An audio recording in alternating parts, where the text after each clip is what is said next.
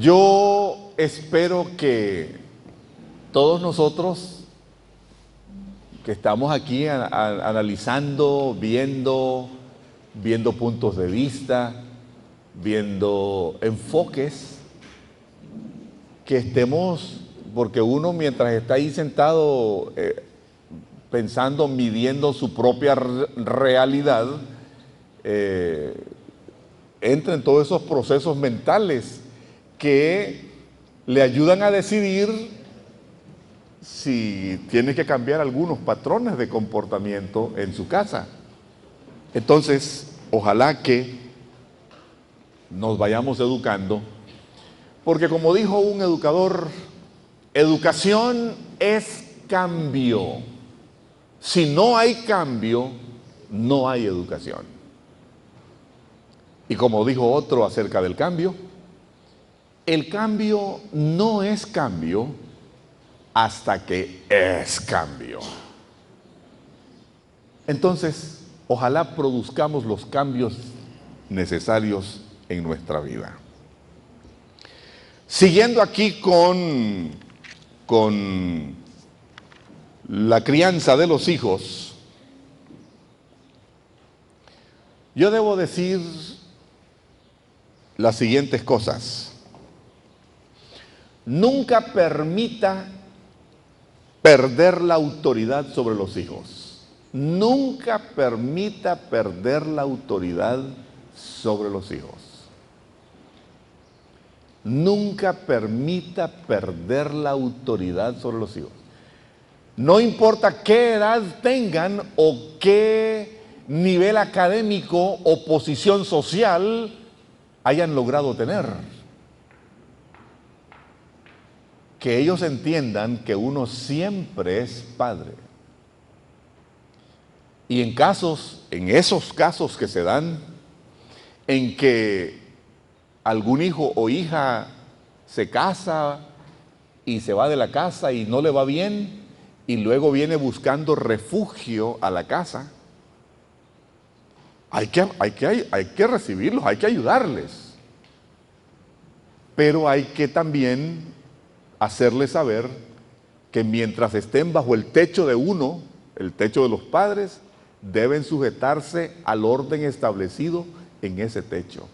Porque algunos regresan y regresan con la idea de que no, si ahora yo soy ya hombre hecho y derecho, soy mujer hecha y derecha, de modo que ¿qué me va a estar mandando mi papá, mi mamá?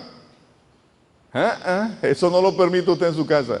Hijita, hijito, es cierto que sos hombre, mujer hecha y derecha, hecho y derecho, pero aquí estás bajo mi techo. Aquí debes someterte al orden establecido por mí. Porque si no, yo sé de tantos padres que sufren tanto por las agresiones, las violencias de los hijos, porque no ejercieron autoridad permanente sobre ellos. Nunca permita perder la autoridad sobre los hijos. En esto de la formación integral de los hijos, también debemos decir que la formación integral de los hijos comienza con la buena marcha del matrimonio. No puede haber formación integral de los hijos sin que el matrimonio ande bien. El matrimonio tiene que andar bien. Ese es el punto de partida en el proceso de formación de los hijos. Porque si ella y yo estamos peleando, discutiendo, golpeándonos, diciéndonos groserías, los hijos están en medio. Y eso nos confunde. ¿Y qué pasa? ¿Por qué papi y mami pelean? ¿Por qué? Ellos no entienden eso, ni esperan que eso suceda. En consecuencia, en un entorno así, ¿cuándo van a ser debidamente formados los hijos? Por eso, la formación integral de los hijos comienza con la buena marcha del matrimonio. Otro elemento que agregar a esto de la formación integral de los hijos es: sea siempre agradecido con sus hijos. Sea siempre agradecido con sus hijos. Recuerdo que yo lo aprendí en forma un poco fuerte. Un día, cuando mi hijo varón mayor tenía unos 22 años, yo no recuerdo por qué. En mi casa hay un pasillo así en medio que va hacia los cuartos. Yo venía saliendo y él iba entrando. Y yo no recuerdo por qué, pero yo estaba molesto por alguna razón y le digo: ¿qué? Si ustedes no hacen nada aquí. Cuando yo dije: ¿qué? Si ustedes no hacen nada aquí, mi hijo, que iba entrando, se volvió hacia mí, cruzó los brazos y dijo: papi, nosotros no hacemos nada aquí. ¿Y saben qué sentí yo? Yo sentí que me desbarató. Yo sentí algo así como los vidrios del carro, que no se rajan, ¿no?, sino se desmoronan. Yo sentí algo así como... Porque cuando él me dijo eso, inmediatamente, con la velocidad del pensamiento, yo comencé a ver todo lo que los hijos hacen por uno desde que comienzan a caminar. Recógeme ese papel, tráeme el lápiz, tráeme un vaso de agua, tráeme las chinelas, tráeme los zapatos, vení, andá, hacé, llevá, traé. Es montonera de cosas que los hijos hacen por uno desde que comienzan a caminar. Y uno no lo ve. Uno piensa que solo yo trabajo. ¿Y qué va a hacer? Uno ya no hace un montononón de cosas. Y uno no lo ve. Recuerdo que este ejemplo lo he puesto en distintos lugares y casi siempre hay padres que dicen: oh, yo no había pensado en ese detalle. Me invitaron a darle esta conferencia de la relación padres-hijos a las maestras de la Normal Central de Managua, los maestros de los maestros, las maestras y maestros de los maestros de Nicaragua. Y entonces yo hice esta misma referencia y una máster ahí me dice ya en privado: gracias por ese ejemplo que puso. Yo soy una de esas malagradecidas que nunca veo lo que mis hijas hacen, dice. A pedirles perdón voy, dice. Y es cierto, y en cada vez que lo menciono, más de alguno reflexiona y dice: sí, yo soy así. Yo le vivo diciendo que ustedes no hacen nada, los chavalos, y que los muchachos ayudan en un montonón de cosas. Así que sea siempre agradecido con sus hijos, siempre. Gracias, hijos, gracias. ¿Recuerdan lo que dijimos ayer en relación con cómo el defecto que tenemos los nicaragüenses de no ver las cosas positivas, sino hasta que después que la gente se murió? Y entonces los hijos hacen y colaboran y uno nunca lo ve. Lo mejor es verlo y decirles: gracias, hijos, gracias. Gracias por el aporte, por la colaboración, por la contribución que ustedes hacen a la bienandanza de esta casa. Sea siempre agradecido con sus hijos. Pero también en este proceso de formación integral de los hijos, aplicando toda esa normativa bíblica que dice: instruye al niño en su camino y cuando fuere viejo no se apartará de él. Que dice allí en Efesios 6, cuando dice: padres, no provoquéis a ira a vuestros hijos, sino criadlos en disciplina y amonestación del Señor. Entonces, en ese proceso, como parte de ese proceso, interésese por la salud física de sus hijos. Nunca permita que un hijo suyo llegue a tener una calentura de 40. Que hay padres todos descuidados, el hijo se enferma, la fiebre le va subiendo, llega a 35, 38, 40 y 42 y ellos como que sin nada. Eso no debe ocurrir. Interésese por la salud física de sus hijos. ¿Saben ustedes que el coeficiente intelectual de los hijos, aparte de la herencia, hay dos elementos más que influyen mucho? La buena salud, la buena alimentación. Influyen en el coeficiente intelectual de uno. Entonces hay que interesarse porque tengan buena salud. Hay que interesarse porque estén sanos, que tengan la mejor alimentación que les sea posible darles. Porque eso influye en su inteligencia. También interésese por el desarrollo intelectual de sus hijos. ¿Cuántos padres en nuestro medio ambiente no se interesan por la educación de los hijos? Siempre están, algunos piensan, y esto lo hemos oído tantas veces, no, si yo no aprendí a leer, entonces no importa, que no aprenda a leer tampoco él. No, si yo no tuve primaria ni secundaria, entonces no importa. No, aunque yo no haya logrado un determinado nivel académico, intelectual, lo mejor es que mis hijos logren lo más que sea posible. Hay que interesarse por la salud, por el desarrollo intelectual de los hijos. Y debo decir aquí, interésese por el desarrollo intelectual de sus hijas, igual como el de sus hijos varones. Y es conveniente que yo diga esto, porque en el medio nuestro hay quienes piensan, no, a mis hijos varones sí les voy a que estudien lo más que puedan. Mis hijas no, pues ya van a ser mujer de un hombre. Ellas se van a casar y van a ser mujer de un hombre, él las va a mantener. Esa es una gravísima equivocación.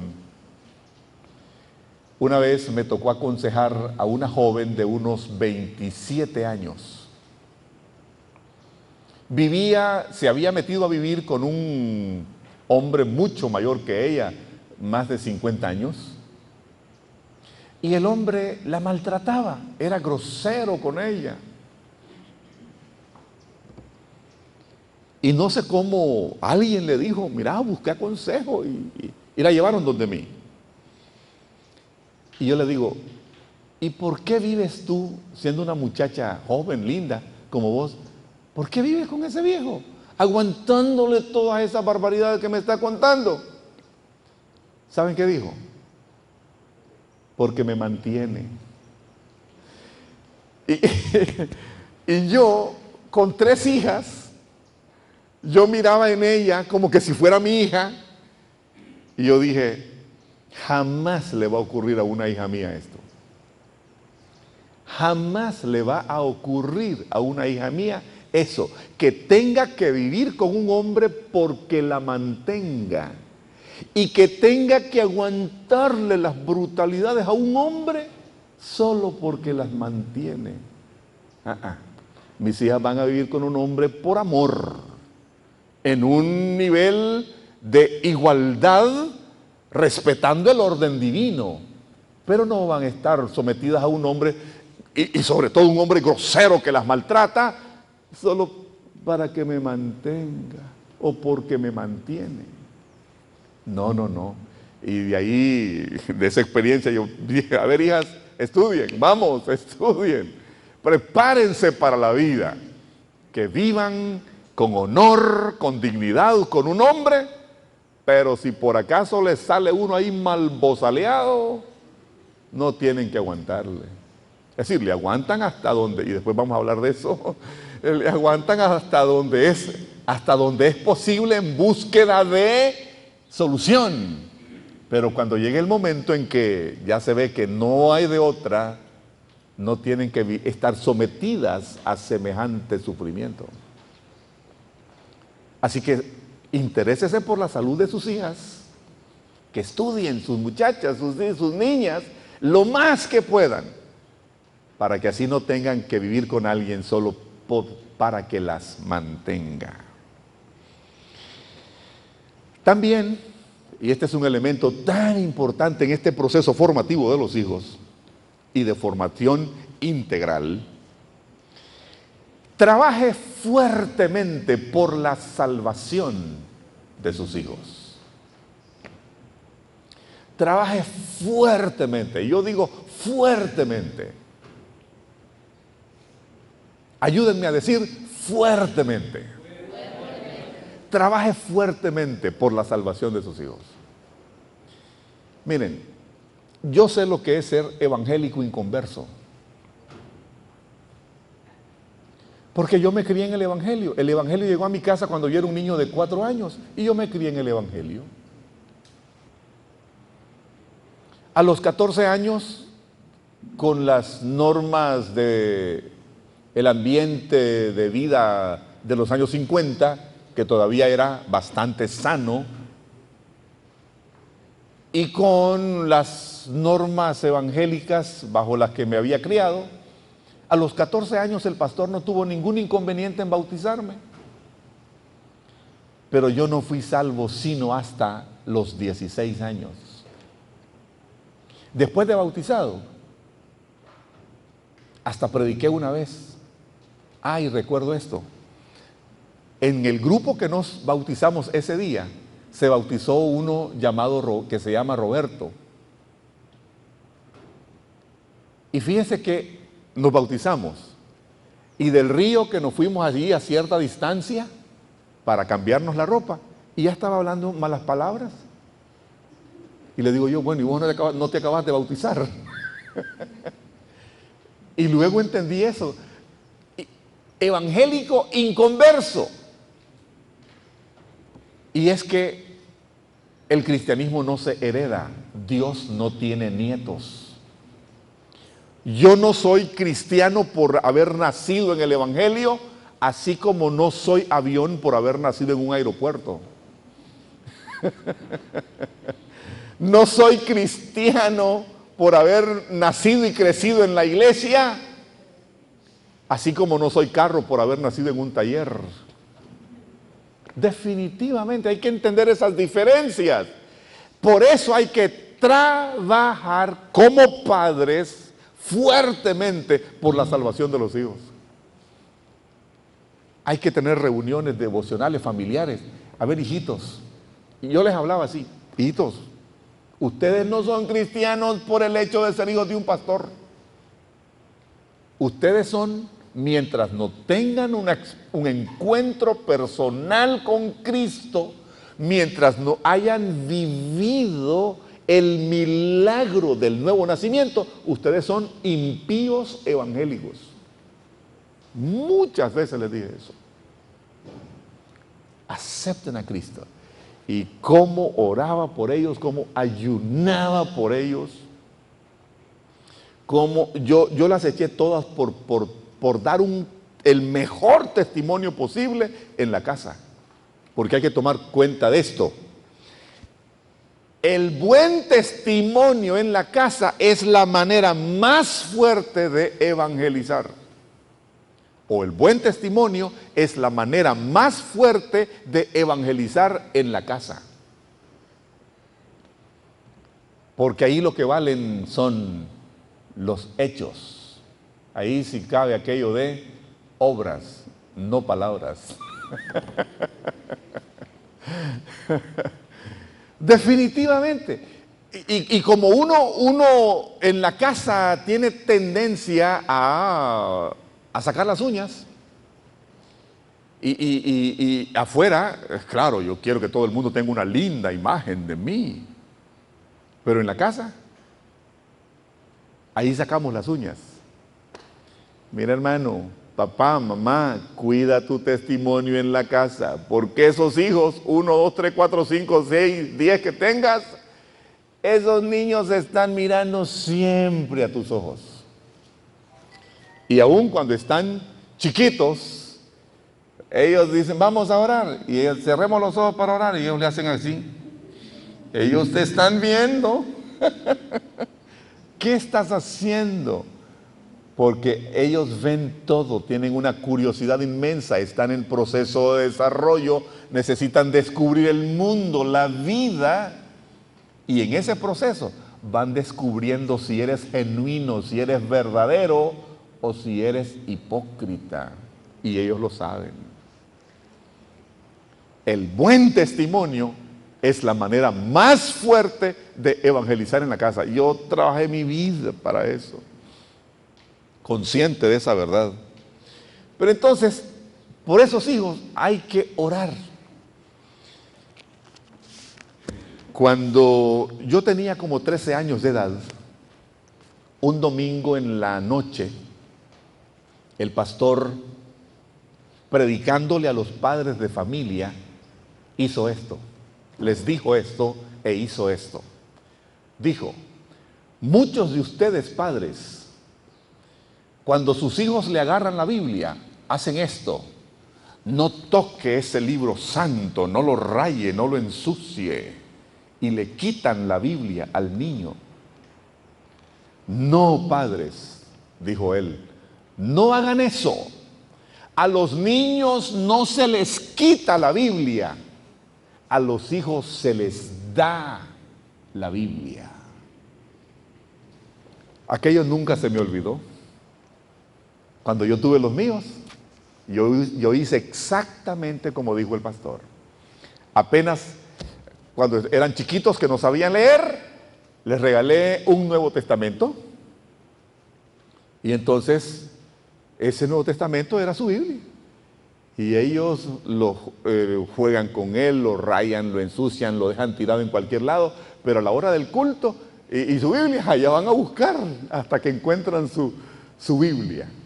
Pero ya habiendo aprendido a leer, entonces les regalé una Biblia a cada uno. Y supervisaba la lectura de la Biblia con la naturalidad con que supervisaba las tareas de la escuela. Al llegar en la tarde, hijos, ¿ya hicieron sus tareas? No, que no las he hecho. Vaya a hacerlas pues. Luego, hijos, ¿ya leyeron su Biblia? No, que no lo he leído. Vaya a leerla pues. Con esa misma naturalidad. Y les dije, pongan una fecha cuando comienzan a leerla, para que después pongan una fecha cuando hicieron la primera lectura toda de la Biblia. Porque hay que enseñar a la gente y a los hijos a que la Biblia no se lee un pedacito aquí, otro pedacito allá, otro tuquito allá, un versículo aquí, un medio versículo allá. Así no se lee la Biblia. La Biblia se lee en forma cronológica. Yo recomiendo que se comience siempre con el Nuevo Testamento: Mateo, Marcos, Lucas, Juan, Hechos, Romanos, hasta llegar a Apocalipsis, y después continúen con el Antiguo Testamento: Génesis, Éxodo, Levítico, Número, Deuteronomio, hasta llegar a Malaquías. Pero que la lean en forma cronológica, porque, como alguien dijo, lean las Sagradas Escrituras. Porque aunque no le entiendan a todo, con solo leerla, ella produce en uno una cierta santificación. Y eso es verdad. Entonces yo santifiqué la vida de mis hijos, dándoles la Biblia para que la leyeran todos los días y supervisando que la leyeran. Yo creo, todavía creo, que una de las razones por qué yo tengo hoy buenos hijos, entre uno de los elementos que contribuyeron fue la lectura diaria de la Biblia.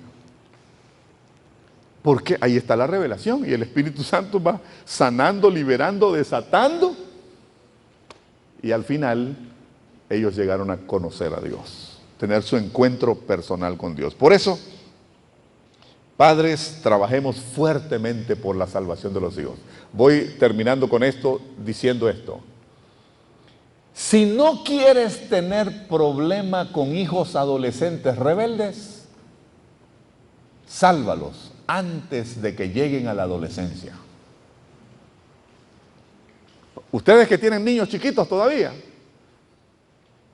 menores de 9 años, si no quieren tener problemas cuando sus hijos lleguen a la adolescencia, sálvenlos antes de que lleguen, antes de los 9.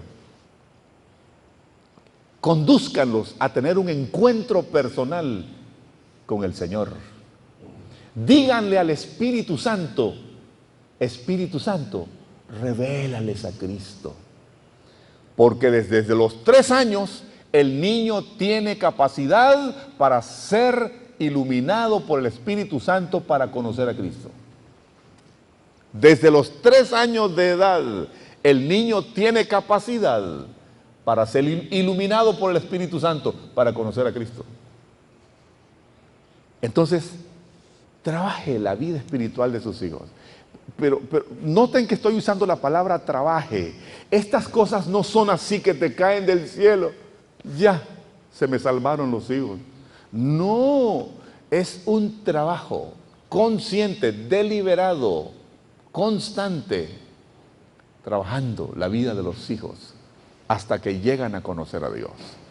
Que no sean impíos evangélicos, que sean gente nacida de nuevo, que conoce a Dios experimentalmente hablando. Así se forma integralmente a los hijos. 2 aspectos más para concluir con el enfoque de la ética y la familia. El siguiente es el matrimonio con inconversos. Ayer hice una alusión a esto y hoy quiero remarcarlo. ¿Qué dice la Biblia acerca de la unión en yugo desigual? ¿Qué dice? Dice, no os unáis en yugo desigual. Es una orden. Es una orden.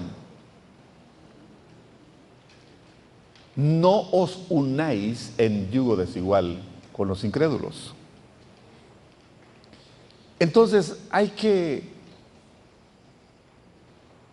entender en este proceso ético en la relación de familia, hay que conducir la vida de los hijos para que ellos no se unan en yugo desigual con los incrédulos. Una vez, un viernes en la noche, recuerdo, cuando era pastor en León, una joven después del culto me dice, pastor, quiero que me ayude a orar. Ajá, ¿por qué? Le digo yo. Que me ayude a orar para ver si es la voluntad de Dios que me case con mi novio inconverso. Yo la quedo viendo y le digo, muchacha, por eso no se ora, porque ya hay voluntad revelada. Ya hay revelación al respecto, por eso no se ora. No se puede ganar con oración lo que se pierde por desobediencia. Lo que la Biblia dice no son simples sugerencias, son mandamientos. Entonces, si ya hay voluntad revelada al respecto, no hay que orar en línea de desobediencia, simplemente hay que obedecer. Así que yo le dije, niña, por eso no te ayudo a orar yo, porque ya hay voluntad revelada. Dice, no os unáis en yugo desigual. Hay que seguir enseñando eso. Recuerden que la Biblia es la brújula moral que señala siempre en la misma dirección sin tomar en cuenta ni la moda ni la tendencia del momento. Ahora tenemos fuerte tendencia a flexibilizar eso, a tratar de acomodar eso.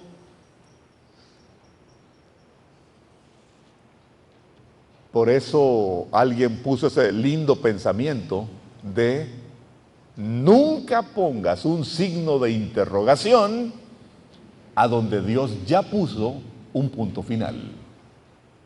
Y si Dios ha dicho que no, es no. Y eso me encanta de Dios a mí, que cuando Él dice una cosa una vez, la mantiene para siempre.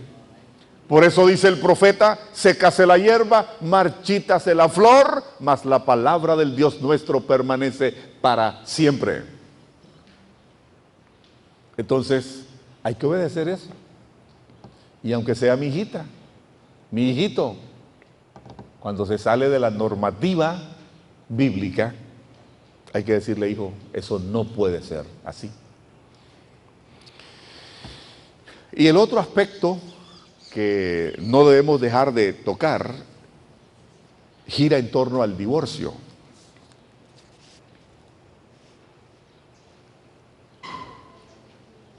El divorcio, como ustedes ya saben, la Biblia no favorece el divorcio. El Señor no favorece el divorcio.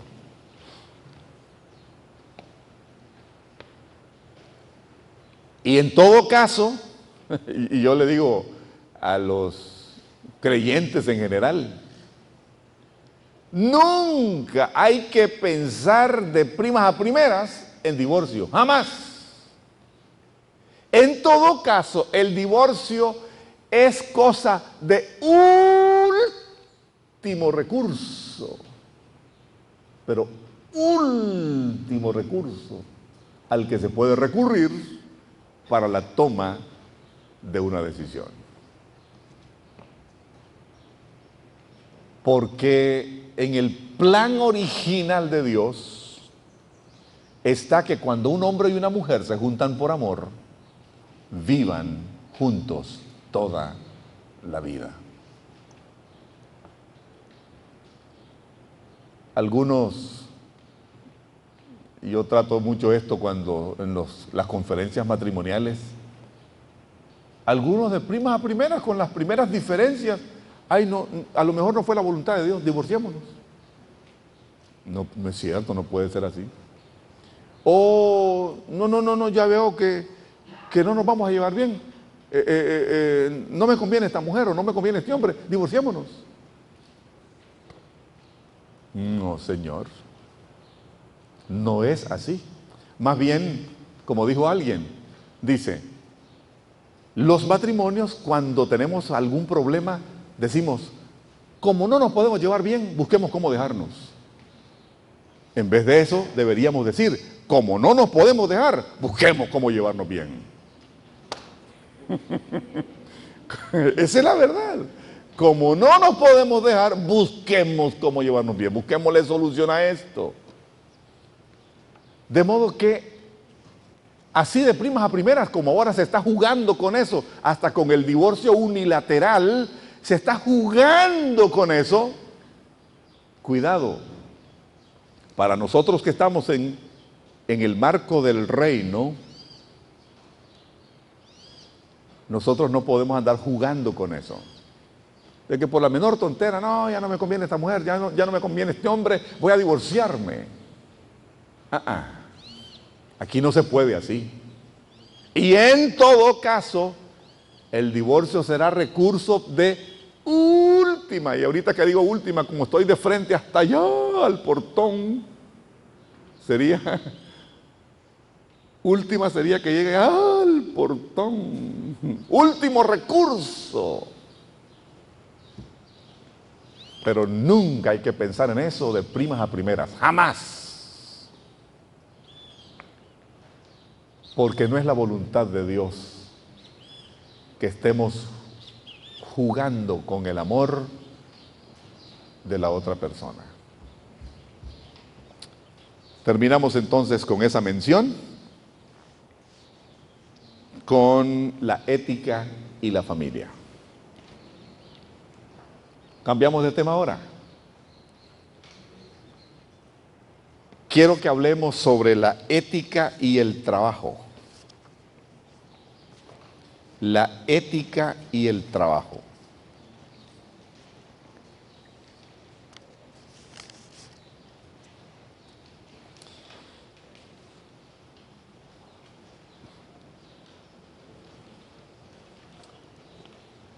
Creo que ustedes tienen eso allí solo en su índice. No está propiamente una hoja que discuta al respecto. Entonces tomen algunas notas si así lo desean.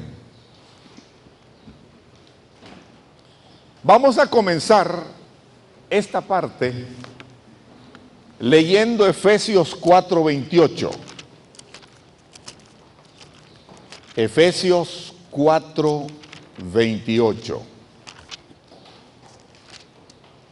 ¿Qué dice? Dice así: el que hurtaba, no hurte más, sino trabaje, haciendo con sus manos lo que es bueno, para que tenga que compartir con el que padece necesidad. El que hurtaba, no hurte más, sino trabaje. Eso dice Dios. ¿Qué dice Segunda de Tesalonicenses? Segunda de Tesalonicenses 3, 10 al 12. Dice, estamos hablando de la ética y el trabajo. Como podemos ver el contenido de esos 3 versículos de Segunda de Tesalonicenses, definitivamente aquí hay una orden a trabajar. Aquí los haraganes no caben. En el reino de Dios, los haraganes no caben. Ahora, si se fijan bien, el entorno, había un grupo de hermanos que pretendían vivir del ministerio. Y estaban yendo aquí, allá, que hermana, que regáleme esto, hermano, que yo ando predicando, déme una ofrenda, que dice el apóstol, hey, no es así, sino que si alguno no quiere trabajar, tampoco coma. No ande entremetiéndose en lo ajeno. Y a esos les mandamos y exhortamos por nuestro Señor Jesucristo, que trabajando sosegadamente coman su propio pan. Entonces, la palabra es bien clara. En este reino, hermano, los haraganes no caben. Los haraganes no caben. Los pretenciosos, es que no me he encontrado un trabajo de mi profesión. Y por eso pasan 6 meses, 1 año, 3 años aguantando hambre, porque no me he encontrado un trabajo de mi profesión. Aprende a ser multifacético, preocúpate en algo que te provea tu propio pan.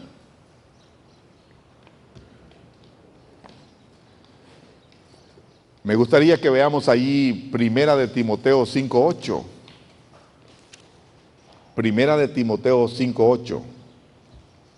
Dice, porque si alguno no provee para los suyos, y mayormente para los de su casa, ha negado la fe y es peor que un incrédulo.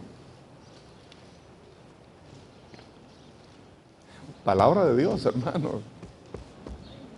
Aquí no hay tales que te la podés jugar de haragán. Y para remacharlo, Proverbios 6, 6 al 11. Qué exhortación la que hay ahí. Proverbios 6, 6 al 11. Miren lo que le dice al que se la quiere jugar de haragán.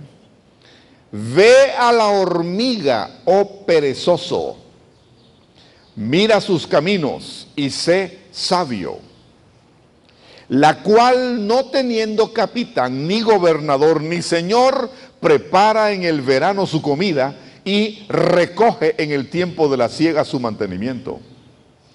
Perezoso, ¿hasta cuándo has de dormir?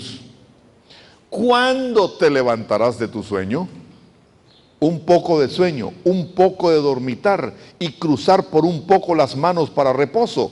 así vendrá tu necesidad como caminante y tu pobreza como hombre armado. 3000 años tiene que estar esto aquí. 3000 años. Los otros pasajes que leímos tienen 2000 años.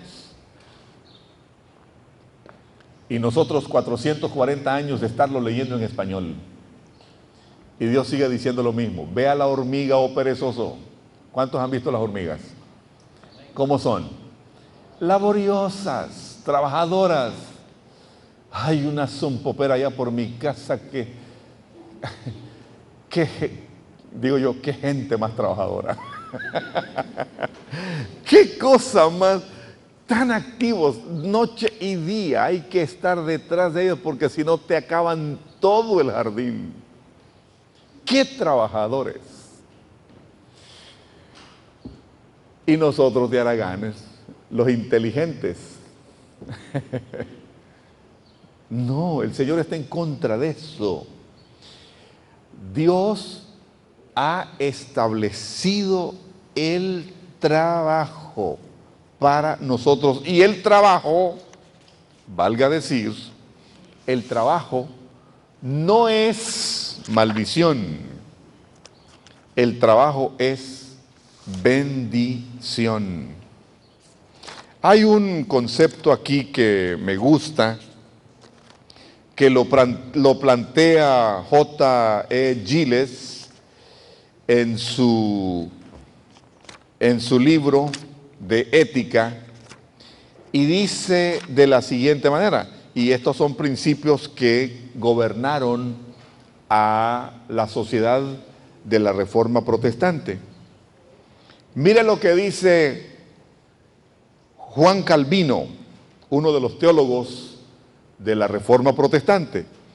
Dice, el trabajo es digno y es un acto de adoración. Juan Calvino, uno de los teólogos de la Reforma, dice que el trabajo es digno y es un acto de adoración. Qué lindo eso. Trabajar con conciencia de que es un acto de adoración.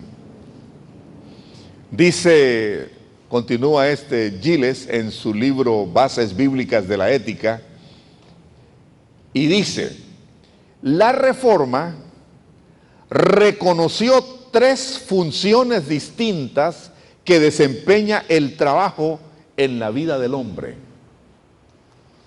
La primera función es la de cumplir el cometido de Dios de sojuzgar la tierra y señorear sobre las bestias y animales.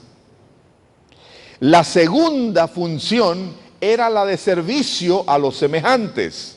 El propósito del trabajo no es únicamente sostener la vida, sino crear una civilización. La tercera función del trabajo es que contribuya al propio desarrollo. Por medio del trabajo, el hombre se disciplina, cultiva la paciencia, la persistencia, la fidelidad, adquiere conocimiento y destreza y fortalece, enriquece y perfecciona su personalidad. Ese es el concepto que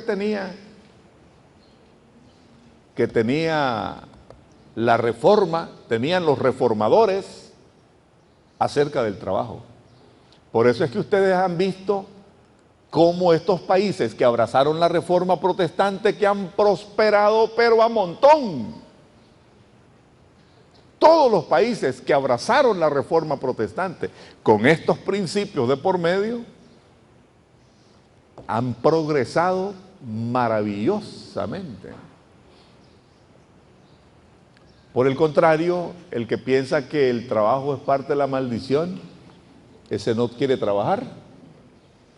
Y como no quiere trabajar, no progresa. Tal como lo dice aquí el proverbista en el pasaje que ya leímos. Dice, un poco de sueño, un poco de dormitar y cruzar por un poco las manos para reposo. así vendrá tu necesidad como caminante y tu pobreza como hombre armado. Y hay otra cantidad de pasajes que nosotros encontramos que nos exhortan a trabajar. Y nótese énfasis tan fuertes como el que hace el apóstol Pablo. Dice, el que no trabaja, que no coma. El que no trabaja no tiene derecho a comer. No tiene derecho a comer. Además dice, el que no provee para los de su casa es peor que un incrédulo. Esa es la ética del trabajo en el reino de Dios.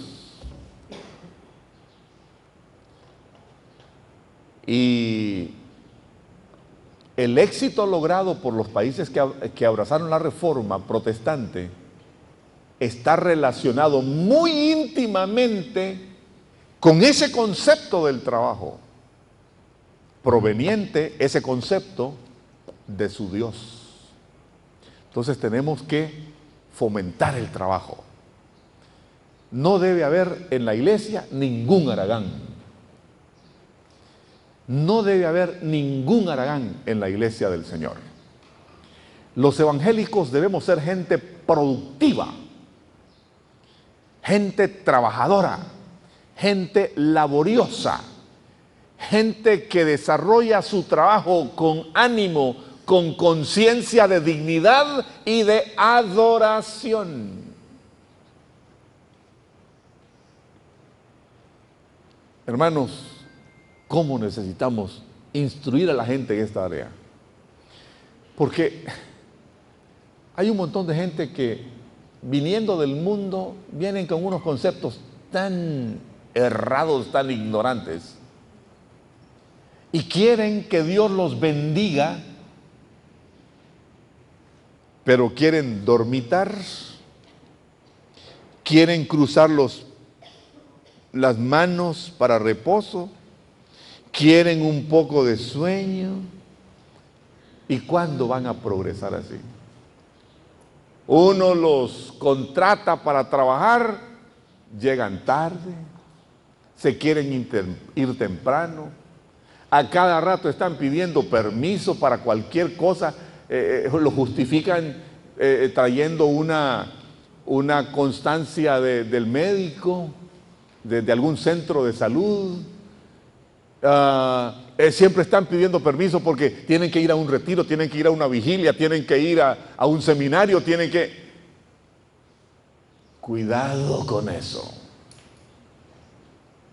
El evangélico debe ser alguien trabajador, alguien productivo, alguien laborioso, alguien que desarrolle su entorno, porque hemos sido llamados para eso. El trabajo es un acto de dignidad y de adoración.